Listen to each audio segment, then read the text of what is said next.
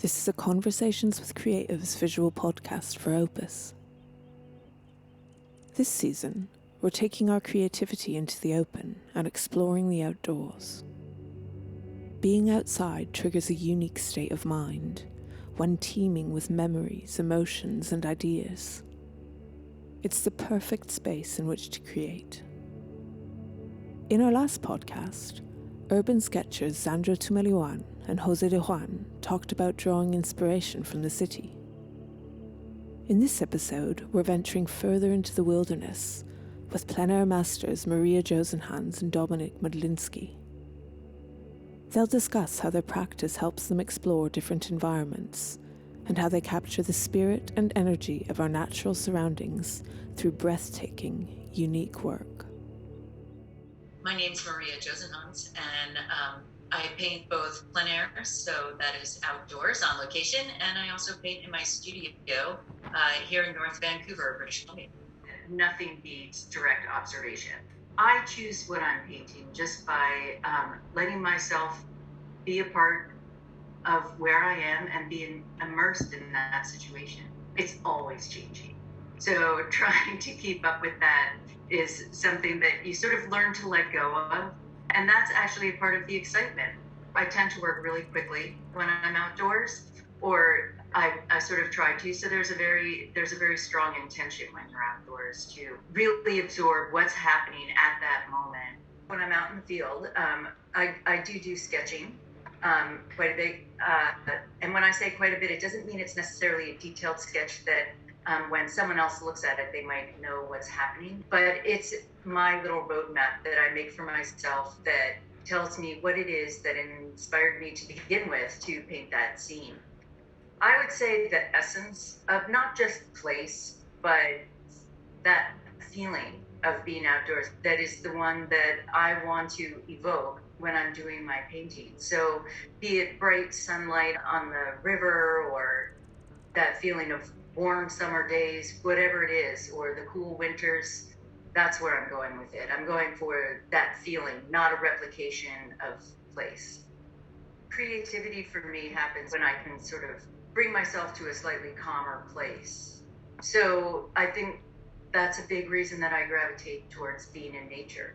That can happen too in the city. It doesn't mean that you have to lose yourself in the backcountry, but it is important to make sure that, like, how you're situated when you're painting, meaning, like, are you surrounded by a busy street and all of that is like getting into you, and maybe that's actually something you want to bring into your painting, right? Or is it basically the sound in the trees? It's like an uncensored environment, whereas in our studio we can make it what we want. We can put on whatever music we want. We can induce a mood. But when you're outdoors, be it urban or out in the country, it's just whatever it's going to be, and you get to be a part of that. I try and travel really light when I'm going outdoors, right? So the main thing is I will always have like a set of primaries with me.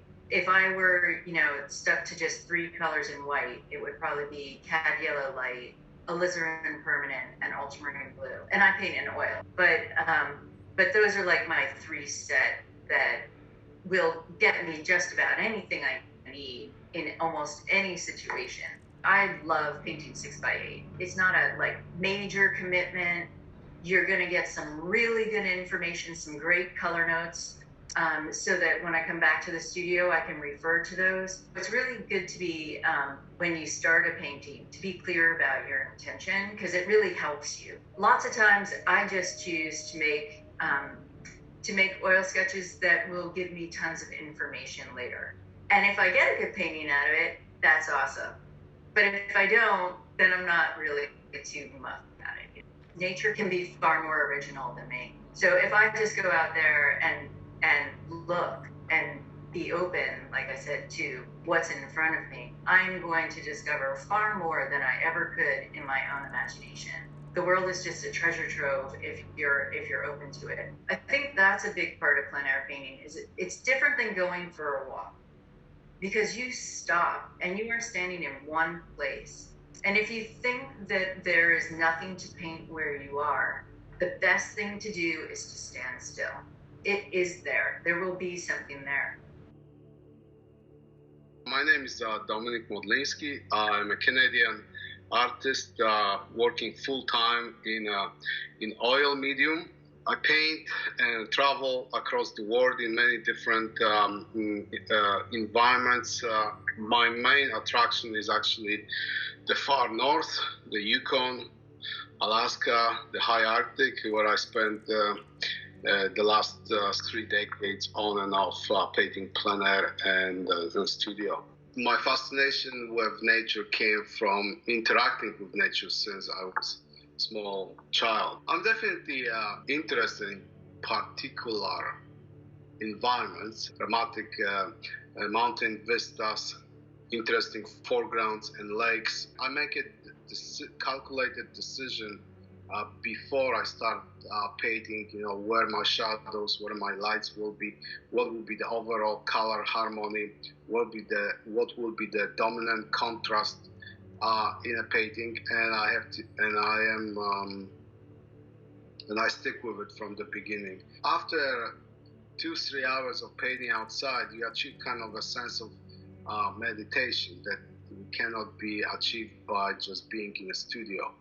Your senses respond very differently, and that's something that I always start missing during the winter and spring. You don't have to hike in 20 k's into the mountain to get the really good vista. I mean, light is the same all around us. Sunrise is a sunrise, sunset is a sunset. What I always tell my students is to look for the unique characteristic of the most simple aspects of our natural environment. If you want to focus on just that one tree or several plants in your garden, there is nothing wrong with it. It's the moment you start exploring the same subject longer and longer, the better and more familiar you will get with your subject, and more powerful your painting will become. The more time I have outside, the more time I have to think about, who I am, where I'm going.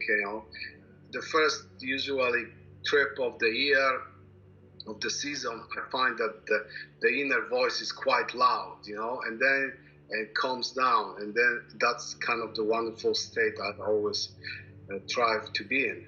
I used to think that I could live up in a bush in a cabin up north, and I did that.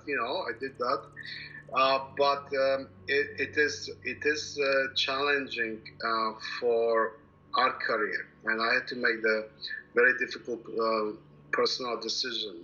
That I want to exhibit, I want to be in contact with galleries, I want to teach on a regular basis, and it's very difficult when you are being a hermit. So sometimes you just have to make those compromises. Part of my painting experience is always the motive of journey. Either journey by canoe, by hiking, by kayaking, but also my big kind of personal addiction is motorcycle. So I do travel on motorcycle, and my whole motorcycle is set up for plein air painting. And the other aspect of my part of my painting is also martial arts. I have been training martial arts since 1987. That gave me a strength and dedication and focus to go through some challenging aspects in my life, but also challenging aspects of being an artist, believing in yourself, but also being to push myself physically while I'm out there in the wilderness. The outdoors is a magical everyday force everyone can draw inspiration from. Whether painting plein air or channeling wild surroundings into the studio, this summer, let's explore all the freshness and beauty the world has on offer, opening ourselves up to the creativity nature ignites. For those of you wanting to hear more from our 4 artists, we'll have an extended omnibus available across podcast platforms soon. They'll delve deeper into the technical side and offer additional insight on their unique disciplines. I hope you'll join us. Thanks for listening.